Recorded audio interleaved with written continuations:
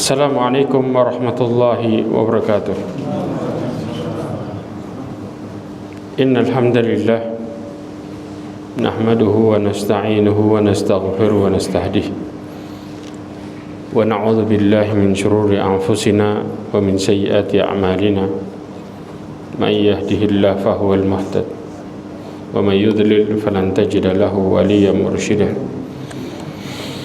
Asyhadu an la ilaha illallah wahdahu la syarika lah wa asyhadu anna Muhammadan abduhu wa rasuluh. Ballagha risalah wa adal amanah wa nasaha al ummah wa tarakaha ala mahajjatil bayda lailuha kanahariha la yazighu anha illa halik. Amma ba'd. Ma'asyiral mu'minin rahimani wa rahimakumullah. Alhamdulillah, kita bersyukur kepada Allah Azza wa Jalla dengan segala kenikmatan yang Allah berikan kepada kita semua. Salawat dan salam kepada Nabi Muhammad sallallahu alaihi wasallam, khairul anbiya'i wal mursalin, sebaik nabi dan sebaik rasul. Ma'asyiral mu'minin rahimani wa rahimakumullah. Kita lanjutkan lagi pembahasan kita, ya. Yang berikutnya adalah efek dari kemaksiatan adalah al-ma'siyah turithuddullah, yaitu kemaksiatan itu mewarisi kehinaan. Karena pada dasarnya kita kalau melihat, ya, ada bentuk kehinaan, dua kehinaan bagi pelaku kemaksiatan. Yang pertama, dirinya sendiri terhina. Yang kedua, mewarisi kehinaan. Ini dua hal yang berbeda, ya. Dua-duanya kena kepada pelaku kemaksiatan, ya, sehingga orang yang bermaksiat itu hina secara personal dan juga membawa kehinaan sehingga sekitarnya pun juga kena. Ini efek ngerinya di situ, ya. Allah Subhanahu wa taala akan hinakan bagi pelaku kemaksiatan dan juga sekitarnya, bahkan melemahkan juga keturunannya. Karena ketika kemudian seseorang bermaksiat, kira-kira keturunannya kelihatan positif atau negatif? Negatif. Ini yang bahaya. Jadi efeknya bukan cuma personal aja, tapi banyak kena ke banyak orang. Efek dari kemaksiatan. Wa minha annal ma'asi turithuddullah walabud. Kemaksiatan itu, ya, akan mewarisi kehinaan dan itu pasti. Ya, enggak mungkin enggak. Mereka pasti akan merasakan yang namanya kehinaan bagi pelakunya. Ya. Kemudian juga fa innal izza kullal izzati fi ta'atillahi ta'ala. Kenapa? Karena kemuliaan itu ada pada ketaatan kepada Allah Subhanahu wa taala. Kalau kemuliaan itu terletak pada ketaatan kepada Allah, otomatis sebaliknya bahwa kemaksiatan itu menjadikan pelakunya terhina. Sebagaimana Allah mengatakan, man kana yuridul izzata falillahil izzatu jami'ah. Barang siapa yang menginginkan kemuliaan, maka milik Allah semua kemuliaan. Nah, sedangkan apa yang punya Allah tidak akan pernah bisa diraih kecuali dengan apa? Illa bi ta'atihi, kecuali dengan ketaatan kepada Allah Azza wa Jalla. Ya, fa innal ma indallahi la yanalu illa bi ta'atihi, sebagaimana hadis Nabi sallallahu alaihi wasallam. Karena apa yang ada di sisi Allah tidak akan pernah bisa diraih kecuali dengan ketaatannya. Fa yatlubuha bi ta'ah, maka kemuliaan tadi kata Imam Ibnu Qayyim Al-Jauzi harus diminta pakai taat. Karena Allah Subhanahu wa taala, ya, membenci dan murka kepada pelaku kemaksiatan. Fa innahu la yajiduha illa fi ta'atihi. Karena kemuliaan itu enggak akan pernah didapatkan kecuali di ketaatan kepada Allah Azza wa Jalla. Makanya sebagaimana doanya ulama salaf. Apa doanya mereka? Allahumma a'izzani bi ta'atika wa la tudillani bi ma'siyatika. Ini jelas banget kelihatan. Mereka berdoa, ya Allah, muliakan aku dengan taat kepadamu, ya, jangan engkau hinakan aku dengan kemaksiatan kepadamu. Dua hal yang berbeda dengan hasil yang jelas. Maksiat identik dengan kehinaan, taat identik dengan Ya. Jelas? Pertanyaannya, yang menilai seseorang taat dan tidaknya siapa? Manusia atau Allah? Nah, berarti kalau orang taat di mata manusia tapi masih terhina, kira-kira mereka taat di mata Allah enggak? Enggak. Sudah. Ya, karena berapa banyak orang-orang munafik, mereka kelihatan orang-orang yang taat, tapi Allah Subhanahu wa taala mengerti bagaimana asli hatinya. Maka Allah tetap matikan mereka dalam kondisi terhina. Ya, kita nggak tahu hati seseorang, yang kita tahu hanya secara zahirnya saja. Makanya kita harus berhati-hati. Yang memberikan kemuliaan dan kehinaan adalah Allah Azza wa Jalla. Allah mengatakan apa? Qulillahumma malikal mulki tu'til mulka man tasha' wa tanzi'ul mulka mimman tasha' wa tu'izzu man tasha' wa tudhillu man tasha' biyadikal khair. Siapa yang memuliakan, siapa yang menghinakan? Dengan sekehendak Allah, dengan Allah melihat bagaimana personal, kembali kepada Allah dan tidaknya. Ya. Ma'asyiral mu'minin rahimani wa rahimakumullah. Kita balik ke masalah ini. Coba perhatikan masalah yang sini.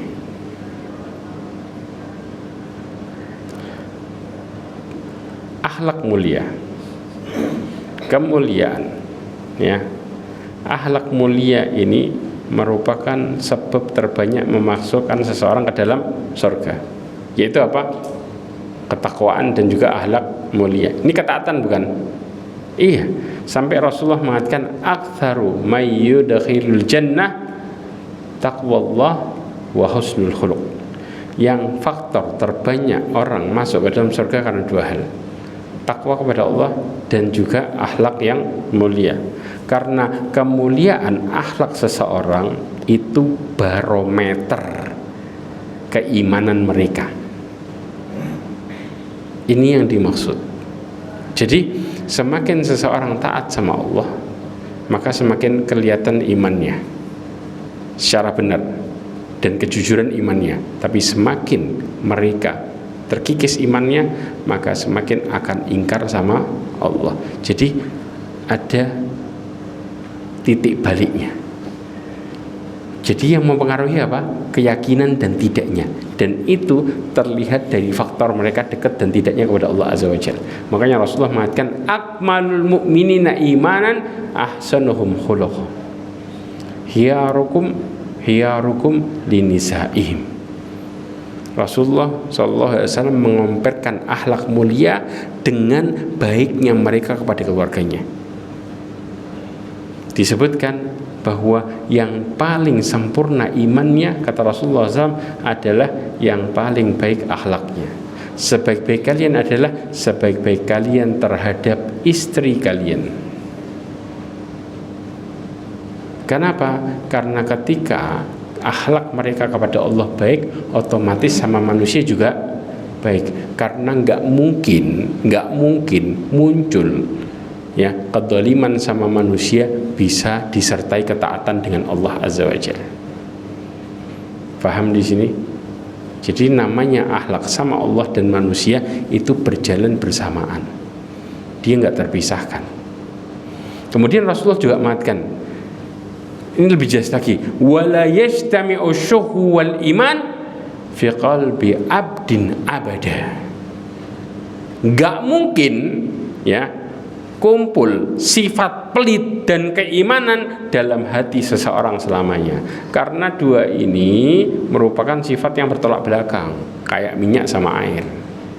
Kalau kita yakin sama Allah, maka kita nggak akan pernah takut keluar harta kita. Tapi kalau kita ragu sama Allah dan kita berdiri dengan diri kita sendiri, maka kita mengatakan kalau keluar nanti kalau nggak balik lagi bagaimana? Maka muncul sifat perhitungan. Iya kan? Orang mengatakan pelit terus kemudian mengatakan enggak loh, saya beriman sama Allah, buktinya saya sedekah. Ya ikhwah, memang mereka sedekah, tapi Allah gambarkan sedekah mereka adalah siksaan hidup. Kenapa? Sedekah sambil ditakut-takuti dengan kalau harta mereka berkurang. Ini realita yang terjadi. Makanya orang mukmin itu mereka jauh dari sifat buruk. sedangkan pelaku kemaksiatan mereka adalah orang-orang yang berhukum dengan dirinya sendiri serta disertai dengan keburukan dalam perangainya, kayak pelit dan lain sebagainya. Makanya Allah Subhanahu wa taala berfirman tentang masalah ini. Apa kata firman Allah? Wa may yuqa syuhha nafsihi. Yuqa di sini apa? Dijaga. Barang siapa yang dijaga dari pelit jiwanya. Tahu maksudnya pelit jiwanya? Berarti sifat manusia itu aslinya perhitungan atau enggak? Perhitungan dasarnya. Tapi kalau Allah menjaga mereka, menjauhkan mereka dari sifat pelit, berarti Allah kasih mereka petunjuk. Paham ya? Ya, faulaika humul muflihun. Ini yang disebut dengan tanda keimanan. Dan tanda keimanan ini menjadikan seseorang semakin mulia. Tapi sebaliknya, ketika mereka menjauh dari Allah, yang keluar adalah sifat aslinya.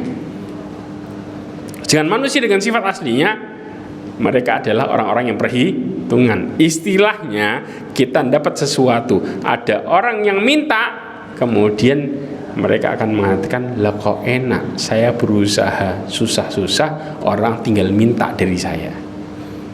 Ini yang disebut dengan syuh. Apa itu? Perhitungan alias pelit.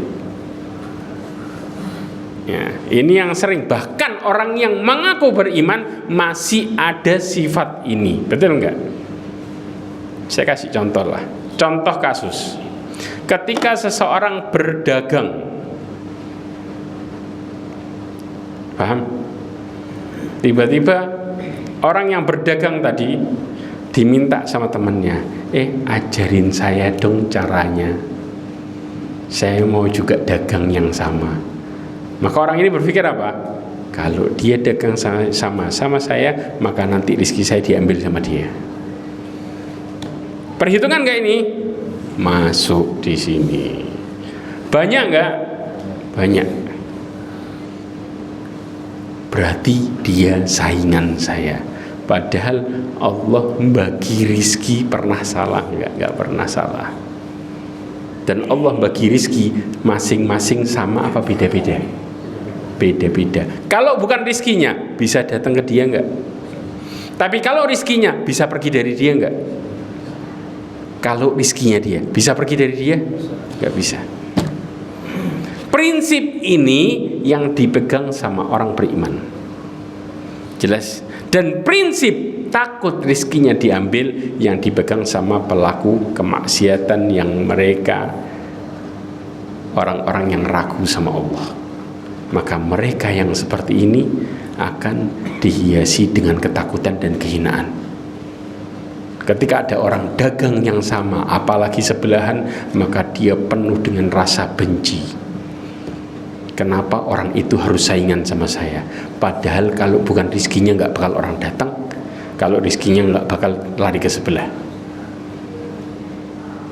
Subhanallah, justru praktek ini dipraktekkan sama siapa? Orang-orang yang kafir. Betul apa enggak? Berapa banyak orang yang dagang sama berderet lagi. Mereka mengatakan rizki nggak pernah tertukar. Tapi justru orang muslim, mereka takut rizki mereka diambil. Seakan-akan yang menentukan peluang rizki dan tidaknya adalah diri mereka masing-masing. Dari sini aja menunjukkan manusia itu akan hidup dengan kehinaan. Ketika mereka hidup dengan cara apa? Dirinya sendiri. Akhirnya mereka rela bermaksiat kepada Allah Azza wa Jalla. Demi apa? Jatuhin sebelah, berbuat dolim, fitnah. Pokoknya dagangan saya bisa laris. Banyak gak ini cara kotor? Banyak. Ya. Kemudian, ya ikhwah, semakin besar ya seorang mukmin itu semakin mulia ya, maka semakin besar kecintaan Rasulullah kepadanya. Tapi sebaliknya, semakin mereka menampakkan kemaksiatannya, maka Rasulullah SAW akan semakin tidak menganggap sebagai umatnya. Contoh, Rasulullah mengatakan man ghasyana falaysa minna. Barang siapa yang curang maka bukan termasuk golongan kami. Keluar gak dari umatnya Rasulullah? Keluar. Gak bayang. Jadi gak ada istilahnya ini terhina. Terhina di mana? Di akhirat. Ketika para ulama menjelaskan telaganya Rasulullah SAW terletak pada padang mahsyar. Kenapa? Karena di saat itu manusia sangat-sangat haus luar biasa. 50.000 tahun dijemur. Bahkan para ulama menjelaskan kenapa mereka rela untuk minum minuman yang panas di neraka, karena mereka 50.000 tahun gak mendapatkan air sama sekali. Makanya telaganya Rasulullah diletakkan di mana? Di padang mahsyar, yang di mana ketika umatnya Rasulullah meminum satu teguk nggak akan pernah haus selamanya. Mereka terselamatkan dari kekeringan. Kebayang di sini. Tapi begitu mereka yang dilabeli bukan golongan kami, mereka yang terjauhkan dari perkara-perkara ini. Mereka yang akan terhina luar biasa, bahkan terhina di padang mahsyar, di saat manusia semua butuh kepada pertolongan Allah Azza wa Jalla. Ma'asyiral mu'minin rahimani wa rahimakumullah. Maka dari sini coba perhatikan baik-baik. Rasulullah SAW mengatakan, inna ahabbakum ilayya ahsanukum akhlaqa. Sesungguhnya orang yang paling aku cintai di antara kalian adalah yang terbaik akhlaknya. Terus kemudian al-muwatta'una aknafa, ya, orang-orang yang baik apa? Kepribadiannya. Alladzina ya'lafuna wa yu'lafun, mereka yang menerima dan diterima. Tahu menerima? Bisa diajak bergaul dan juga bisa mengajak bergaul. Orang yang seperti ini gak lepas dari yang namanya akhlak, dan mereka adalah orang yang paling Rasulullah cintai.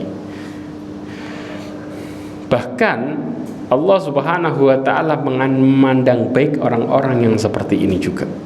Sama, mereka yang memiliki ketaatan kepada Allah Azza wa Jalla dan juga kebaikan sesama manusia, mereka yang menjadi manusia terbaik. Coba katakan, al-mu'minu ya'laf wa yu'laf, la khaira fi man la ya'laf wa la yu'laf. Perhatikan, orang mukmin itu ciri-cirinya apa? Bisa menerima dan diterima.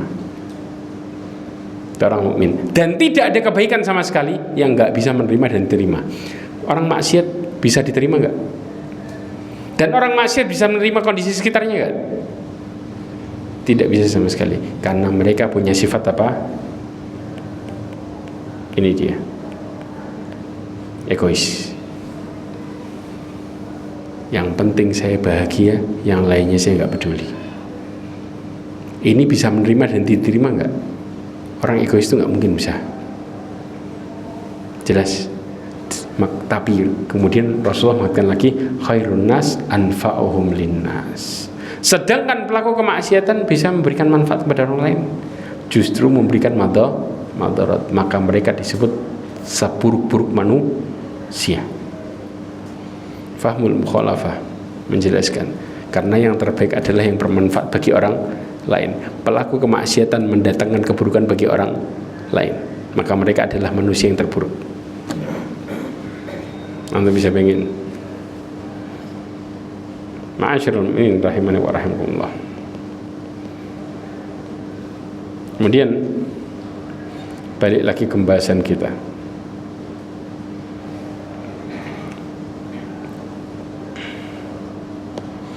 Coba perhatikan, ya, Al-Imam Hasan Al-Basri menjelaskan, ya, qala Al-Imam Hasan Al-Basri annahum wa in taqtaqat bihimul bighal wa hamlajat bihimul faradin inna dhillal ma'siyati la yufariqu qulubahum aballahu illa ayudilla man asah. Imam Hasan Al-Basri mengatakan, ya, tok-tokot ini kalau kita bilang apa, hentakan kakinya apa, keledai. Bighal itu campuran kuda sama keledai. Paham ya? Wahal jamat bihimul baradhin. Ya. Kemudian apa? Mengeluarkan ya kuda yang berlari kencang, istilahnya hal jamat. Kuda yang berlari kencang. Kemudian kaki-kaki, hentakan kaki apa? Keledai yang gemerincing, tok-tokot. Kan kalau kuda jalan gimana? Tok tok tok. Nah itu. Makanya disebut dengan apa? Tok-tokot jamaknya. Ya. Kemudian apa? Innadul ma'siyah. Istilahnya walaupun keledai ini ya menghentakkan kakinya, kuda berlari kencang, seseorang di atas kendaraannya nggak akan pernah lepas dari kehinaan ketika Allah menghinakan mereka. Mau gimana pun casing kita, kalau Allah menghinakan diri kita, maka nggak akan pernah bisa terpisahkan di hati kita. Paham? Artinya casing itu tidak akan pernah mempengaruhi apa? Kehinaan yang Allah berikan. Ya, antum kelihatan kayak orang kaya, jelas kaya. Namun ketika Allah hinakan, orang akan melihat keburukan enggak? Dan akan melabeli dengan keburukan enggak? Jelas banget ya ikhwah. Ya. Kemudian dan apa yang terjadi? Aballahu illa ayudilla man asah. Allah pasti akan menghinakan orang-orang yang mendurhakainya. Pegang ini baik-baik. Pasti. Pertanyaannya, Yahudi ketika menghancurkan kaum muslimin, apakah mereka tidak hidup dengan kehinaan? Sangat-sangat. Bagaimana setiap orang ketika mengatakan Yahudi, positif atau negatif? Bahkan seluruh usahanya di mata dunia, ketika mereka jujur, maka mereka akan mengatakan ini keburukan, ini lambang keburukan. Bayangin nanti hinanya. Sampai setiap orang dikatakan ini punya Yahudi, gimana? Mereka benci luar biasa. Hinanya sampai di titik itu. Padahal Yahudi nguasain dunia gak? Nguasain. Tapi penguasaan dia terhadap dunia, apakah menjadikan dia terhormat? Hah? Tambah terhina. Karena perangainya yang membuat Allah menjatuhkan mereka. Jadi pada dasarnya doa yang kita ucapkan itu sudah terrealisasi. Allahumma adillal syirka wal musyrikin. Terjadi enggak? Terjadi. Bagaimana orang kafir sendiri ngelihat Yahudi benci, apalagi orang muslim. Sampai ada orang mengatakan ini produknya Yahudi, mau beli enggak? Enggak jadi. Kalau diomongin terang-terangan istilahnya. Ya, kenapa? Duitnya buat ngehancurin. Sampai produknya rentetannya juga ikut katut, ikut masuk semua. Kenapa? Ini menunjukkan bagaimana Allah menghinakan pelaku kemaksiatan. Ya, jelas ya ikhwah. Ini caranya. Makanya Abdullah ibn Mubarak mengatakan ra'aitu tumnub tumitul qalb. Ini lebih luar biasa lagi. Aku melihat dosa itu mematikan hati. Perhatikan. Waqad yurithu dhulla idmanuha. Telah mewarisi kehinaan siapa? Orang-orang yang kecanduan maksiat. Semakin kecanduan, semakin orang akan lihat terhina. Bahkan antum contoh nih, ada bos perusahaan, ya, lewat di depan pegawai baru, terhormat gak? Terhormat gak? Terhormat kan? Oke. Habis itu salah satu pegawainya tiba-tiba ketemu bosnya lagi mabuk, besoknya ketemu lagi gimana? Selesai ya sudah. Paham di sini? Ternyata gayanya di kantor nggak seindah di luar katanya. Paham di sini? Ini menunjukkan ketika seseorang melihat seseorang melakukan keburukan sekali saja, maka kehormatannya tercoreng. Apa itu bentuknya? Maksiat. Maka kemudian ketika contoh bos ini mau nikahin anaknya, nawarin kepada seseorang, orang yang tahu latar belakang bos ini, mau terima anaknya nggak? Ragu, panjang. Jangan-jangan anaknya juga kayak bapaknya. Ini yang disebut dengan apa? Mewarisi. Jelas ya ikhwah? Mewarisi. Jadi subhanallah, kehancuran buruknya maksiat itu mengerikan luar biasa. Ya, predikatnya bisa nempel bukan pada dirinya, tapi orang-orang sekitarnya juga nempel. Yang berikutnya adalah watarkud dzunubi hayatul qalb. Sebaliknya, kalau tadi melakukan dosa mematikan hati, berarti meninggalkan dosa menghidupkan hati. Wa khairul linafsika isyanuha. Tapi kebanyakan manusia lebih milih mendurhakai. Maksudnya mendurhakai, paham nggak? Lebih milih hatinya mati daripada hidup. Itu istilahnya mendurhakai. Wa khairul linafsika. Engkau lebih memilih, lebih baik mendurhakai kebaikan.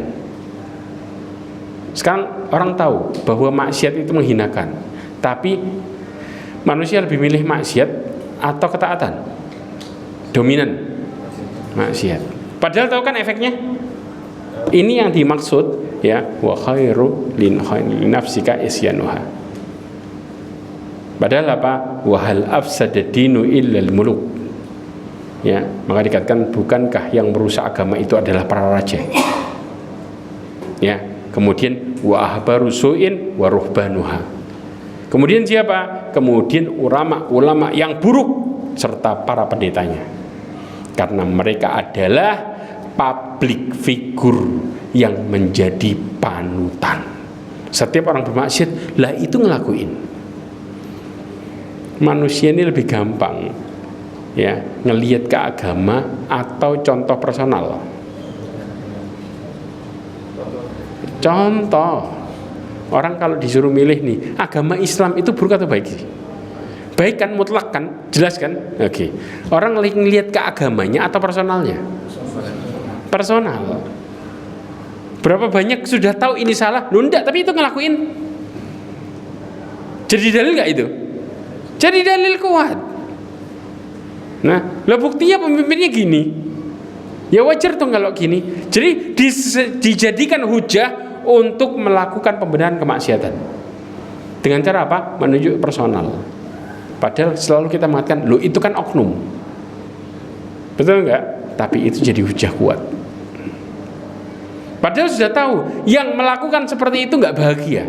Tapi untuk membenarkan dirinya, gara-gara dia mengingkari kemuliaan, maka dia katakan selalu ke personal, alias oknum. Yang ditunjuk oknum semua. Betul enggak?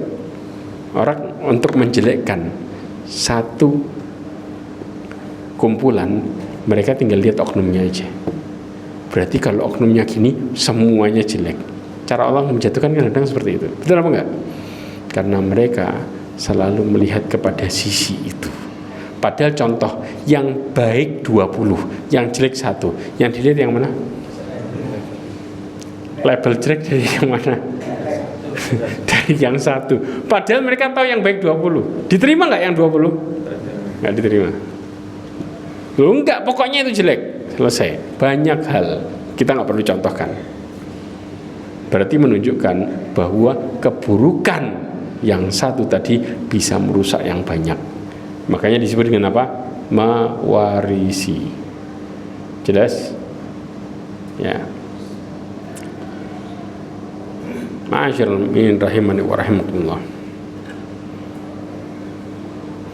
Coba perhatikan bagaimana contoh keburukan yang terjadi dalam hadis Nabi SAW dari Hudzaifah ibn al-Yaman. Dahulu orang biasa bertanya kepada Rasulullah SAW tentang kebaikan.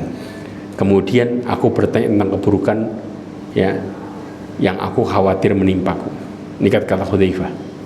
Jadi orang yang lain mengatakan gimana caranya baik ini, cara baiknya. Hudzaifah bicara masalah putus ya.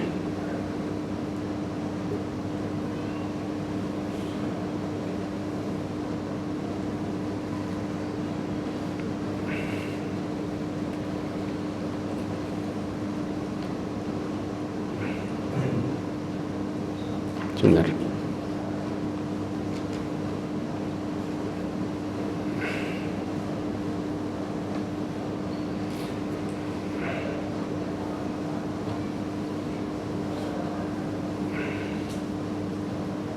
Ya.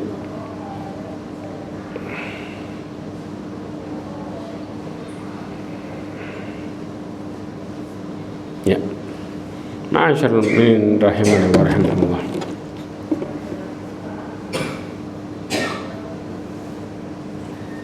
Sudah nyambung? Lanjut lagi. Coba perhatikan hadisnya Hudzaifah bin Yaman. Ya. Dikatakan, ya, aku bertanya, wahai Rasulullah SAW, dahulu kita berada di zaman jahiliyah dan keburukan. Kemudian Allah Subhanahu wa Ta'ala mendatangkan kebaikan itu kepada kita. Maka apakah setelah kebaikan itu ada keburukan? Kata Rasulullah, iya. Kemudian bertanya lagi, dan apakah setelah keburukan itu ada kebaikan? Kata Rasulullah, iya. Tetapi padanya terdapat dukhan. Ya, tahu dukhan, asap, kegelapan dan keruhan. Kemudian aku bertanya, apa itu yang dukhan? Ya, suatu kaum yang memberikan petunjuk dengan selain petunjukku. Pertanyaannya, ngasih petunjuk dengan selain petunjukku disebut dengan asap. Antum kalau lihat asap gimana? Jelas enggak? Atau kabur? Di dalam asap nih antum melihatnya gimana? Kabur. Sama. Orang banyak agamanya gantung, kayak mereka lagi di asap karena mereka mempelajari bukan ilmunya. Yang mulai berawal dari siapa ini? Berawal dari orang-orang yang dianggap berilmu dari suatu kaum. Ketika mereka mengatakan agama itu tentang pendapat pribadinya. Banyak terjadi nggak ya, ikhwah? Berapa banyak Indonesia, ya, taraf awamnya masih tinggi karena banyak orang yang menjelaskan agama tidak pada ilmu yang sebenarnya. Seakan-akan penjelasan itu dibuat kabur. Tujuannya buat apa? Orang supaya kembali kepada dia terus. Tidak dijelaskan dengan Quran dan Sunnah. Maka orang belajar tapi masih awam. Ini banyak di Indonesia. Betul nggak ini? Iya. Makanya Rasulullah SAW menjelaskan tentang bagaimana suatu kaum yang memberikan petunjuk dengan selain petunjukku. Artinya apa? Melakukan sesuatu yang di luar aturan. Dan mereka mengatasnamakan agama. Betul apa enggak nih? Ini dari Islam. Kemudian kata Rasulullah, engkau mengenal mereka, tetapi engkau mengingkari. Ya. Kemudian bertanya lagi, maka setelah kebaikan itu apakah ada keburukan? Kata Rasulullah SAW, ya. Para dai yang berada di atas pintu jahanam, dan ini yang disebut dengan dai su. Tahu? Dai, yaitu orang-orang penyuruh. Penyuruh apa? Keburukan. Kelihatannya mereka mengatakan ini sebuah kebaikan, tapi yang diseru adalah keburukan. Banyak nggak sekarang? Banyak, luar biasa. Nggak sadar orang. Ya. Kemudian Rasulullah mengatakan lagi, barang siapa yang menyambut mereka menuju jahanam, mereka melemparkan ke dalamnya. Ya, nyambut panggilan mereka, maka mereka melemparkannya ke dalamnya. Kemudian tanya lagi Hudzaifah lagi, wahai Rasulullah, jelaskan sifat mereka kepada kami. Maka Rasulullah mengatakan, mereka dari kulit kita, mereka berbicara dengan bahasa kita.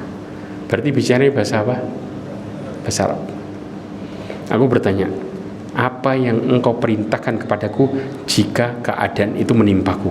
Maka Rasulullah SAW mengatakan, engkau menetapi jama'atul muslimin dan imam mereka, artinya tetap di atas sunnah, karena di saat itu fitnah yang luar biasa dahsyat. Jika mereka tidak memiliki jamaah dan imam, bagaimana? Apa kata Rasulullah? Tinggalkan firqah, kelompok-kelompok mereka semua. Walaupun apa? Walaupun engkau menggigit pohon kayu. Pokok kayu itu apa? Hah? Istilahnya kayunya harus dengan menggigit kayu sampai mati menjemputmu, walaupun kau sendiri tetap berada di atas sunnah.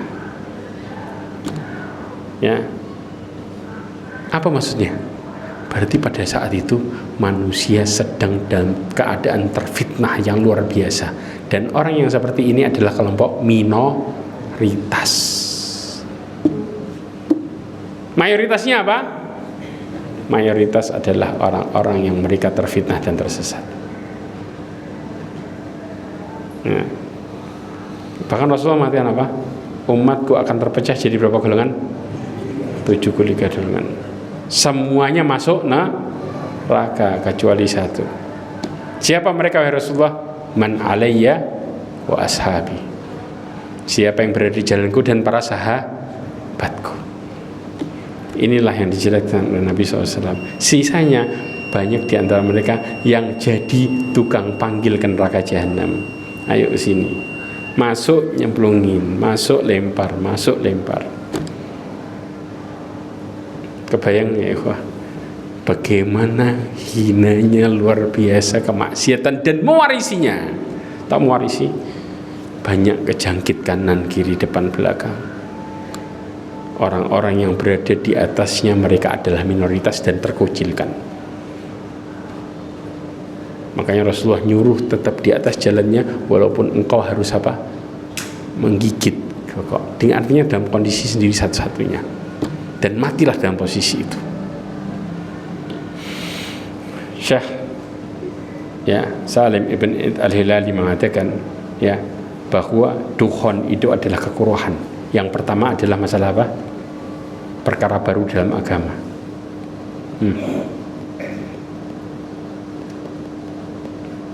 Coba perhatikan ini. Yang disebut dengan adalah perkara ini. Satu. Jelas? Kemudian beliau mengatakan perkara apa? Baru dalam agama.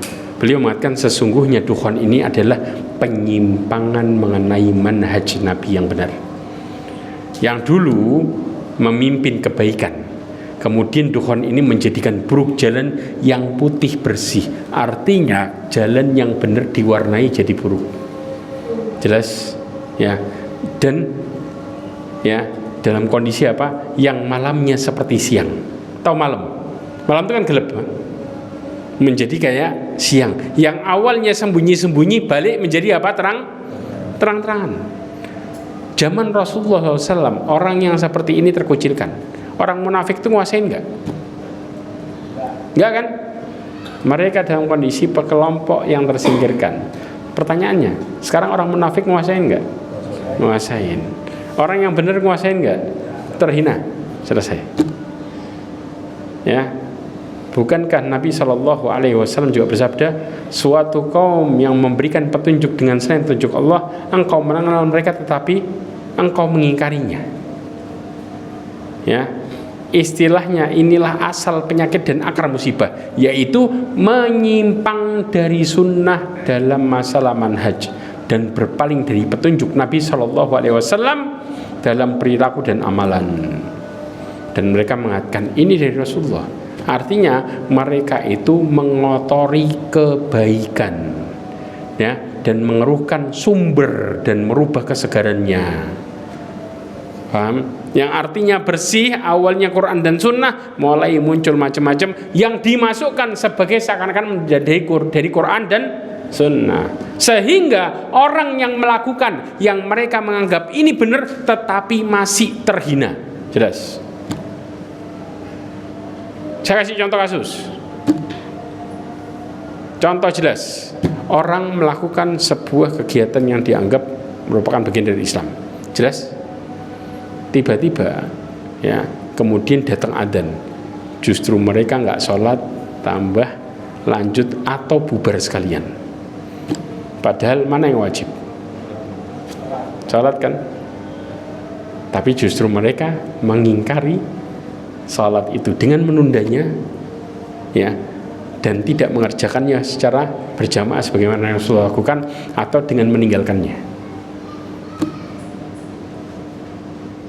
Orang yang seperti ini, orang akan bertanya, loh, terus kenapa kok malah ninggalin sholat? Kira-kira orang yang melihat orang-orang yang melakukan itu terhormat atau terhina? Terhina. Allah tampakkan jelas kondisinya. Yang jelas-jelas wajib digeser dengan amalan yang dianggap sebagai sebuah ibadah. Kita nggak perlu sebutin amalannya apa, tapi itu realita yang terjadi sekarang. Betul nggak? Ya. Ini dengan sekarang, pernah nggak Rasulullah SAW sampai selain nuntut ilmu, habis nuntut ilmu pun sholat, paham ya? Tetap berjamaahnya berjalan, paham ya? Pernah nggak Rasulullah SAW sampai kemudian meninggalkan sholat berjamaah dengan para sahabat? Nggak. Apapun yang dilakukan, jelas. Perang pun masih sholat berjamaah nggak? Masih. Jelas di sini. Ya, tapi mereka mengatakan ini dari Rasulullah SAW. Tapi secara prakteknya mereka melakukan hal itu dengan menunjukkan bahwa mereka tanpa terasa menunjukkan sifat aslinya, yaitu keluar dari aturan yang Allah dan Rasulnya perintahkan. Maka orang yang melakukan ini nggak akan pernah menambah terhormat dirinya. Justru malah orang menjadi tanda tanya. Kalau benar, kenapa kok malah menyelisih? Paham? Menyelisih sebuah kewajiban. Ini yang menjadi pertanyaan besar. Ya, ini yang disebut dengan bahwa kemaksiatan itu akan menghinakan pelakunya. Jelas ya ikhwah? Mudah-mudahan apa yang kita pelajari hari ini, ya, sampai kemudian kapan kehinaan itu balik lagi menjadi mulia? Saya tutup dengan hadis ini.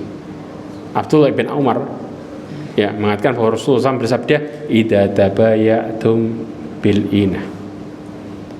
Kalau kalian berjual beli dengan apa? Dengan inah. Inah itu kayak model riba. Penyimpangan bukan ini. Wa akhadtum adnabal baqar. Kemudian kalian memegang ekor-ekor sapi. Maksudnya apa? Megang ekor sapi itu. Ekor sapi berarti yang di pengertiannya berapa berarti? Berternak. Ya, artinya kita lebih berat berternak. Jelas? Kemudian waraditum bizar. Kemudian lebih senang melakukan cocok tanam. Wa taraktumul jihad. Nah, ini yang dimaksud. Jadi kita lebih berat terhadap perkara dunia dan meninggalkan aturan akhirat, agama, dan kalian meninggalkan jihad. Apa yang terjadi? Sallallahu alaikumussalam. Allah akan menimpakan kepada kalian kehinaan. Sampai kapan? La yanzi'uhu hatta tarji'u ila dinikum. Nggak akan Allah cabut kehinaan sampai kalian balik kepada aturan agama kalian. Ketika kalian selama menghinakan, selama itu Allah hinakan, selama itu Allah murkai. Begitu balik kepada aturan agama, Allah muliakan kita. Nggak saya. Obat satu-satunya hanya ini. Nggak ada lagi. Kalau ini masih belum terjadi dalam hidup kita, artinya masih berat tentang perkara dunia, Allah tetap akan jadikan kita manusia terhina. Paham ya ikhwah? Ini yang dimaksud, ya. Maka jalan satu-satunya adalah menuju kepada agama, kembali kepada Quran dan Sunnah. Maka setiap umat yang jatuh dan terhina serta hancur generasinya, mereka adalah yang meninggalkan Quran dan Sunnah. Mereka lebih berat terhadap perkara dunia, maka selama itu mereka berjalan di dunia dalam kehinaan. Balik lagi, mulia lagi. Karena yang dimaksud setelah keburukan datang kebaikan adalah mereka yang kembali kepada Quran dan Sunnah. Generasi siapa? Generasi akhir zaman. Maka di saat itu Islam menjadi mulia lagi dan manusia menjadi terhormat kembali. Mudah-mudahan apa yang kita pelajari hari ini menjadikan Allah Subhanahu wa taala memuliakan diri kita, memudahkan kita untuk melakukan agama Islam ini, serta menjauhkan kita dari kesyirikan serta keburukannya dan fitnah dunia. Dan mudah-mudahan Allah Subhanahu wa taala menutup hidup kita semua dengan husnul khatimah. Amin ya rabbal alamin. Subhanakallahumma wa bihamdika asyhadu an la ilaha illa anta astaghfiruka wa atubu ilaik. Wa akhiru da'wana alhamdulillah. Assalamualaikum warahmatullahi wabarakatuh.